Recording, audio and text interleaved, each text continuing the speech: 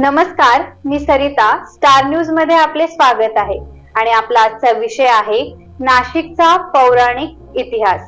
26 जुलै रोजी नाशिक कलेक्टरेट आणि नाशिक जिल्ह्याला 155 वर्ष पूर्ण झाल्याबद्दल नाशिककरांचे हार्दिक अभिनंदन. नाशिक हे मौर्य, निजाम, यादव, सातवाहन तसेच पेशव्यांच्या कारकिर्दीतील महत्त्वाचे शहर म्हणून ओळखले जाते. नाशिक म्हणजे नाशक आणि खानदेशाला आशक असे नाव दिसून येते.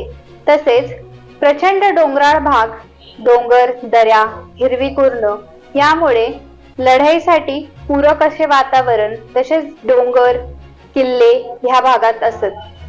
मोठमोठ्या लढाया नाशिक या भागात झाल्याच्या दिसून येतात. थंड वातावरण असल्यामुळे मोगलांनी ह्या भागाचे नाव गुलशनाबाद असे ठेवले होते.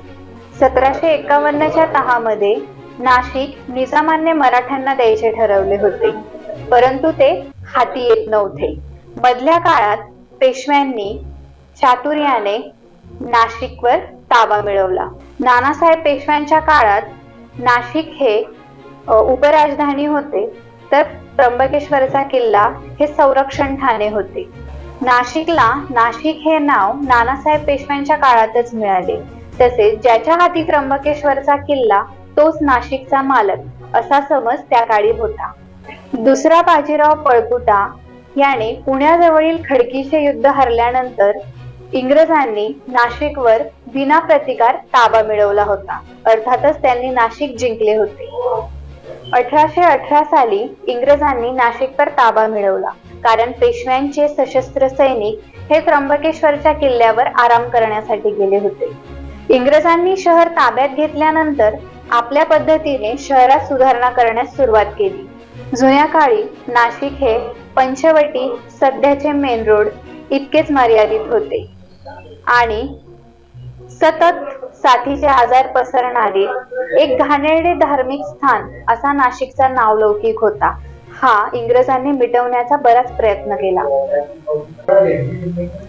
चांगल्या हवामानामुळे इंग्रजांनी नाशिकला राजधानीचे केंद्र बनवण्याचे ठरवले होते, मात्र ते सफल न झाल्यामुळे इंग्रजांनी अनेक शासकीय उपक्रम नाशिकमध्ये सफलतापूर्वक आणले, जसे की नोट प्रेस, डिस्टिलरी आणि इतरही उपक्रम, गंगापूर धरण यासारख्या अनेक गोष्टी इंग्रजांनी नाशिकमध्ये केल्या. उपलब्ध कागदपत्रांनुसार 1842 साठी श्री बेल हे नाशिकचे उपजिल्हाध्यक्ष होते.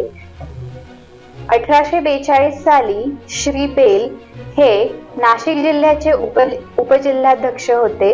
तसेच 1843 साली श्री टेलर यांच्या हाती दिंडोरी आणि वणी तसेच नाशिक उपजिल्हाध्यक्ष पद होते. आतापर्यंत आपण पाहिला नाशिक मधील इंग्रजांचा इतिहास. पुढील माहिती घेऊन येऊयात पुढील भागात. मी सरिता आपला निरोप घेते. पाहत रहा स्टार न्यूज नाशिक.